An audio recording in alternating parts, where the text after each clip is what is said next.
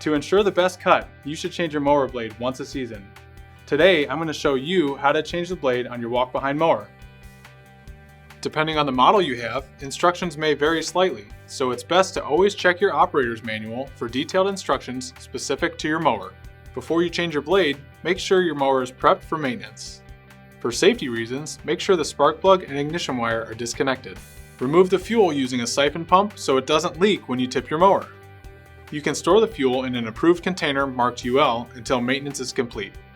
Then, tip the mower on its side so the air filter is facing up. Now, let's replace the blade with a new one. Wearing gloves for protection, secure the blade with a universal blade removal tool or a block of wood. Loosen the blade retaining bolt and remove the blade.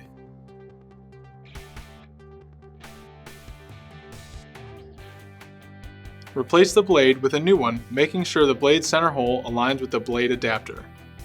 Using a torque wrench, tighten the retaining bolt to the proper torque according to your operator's manual.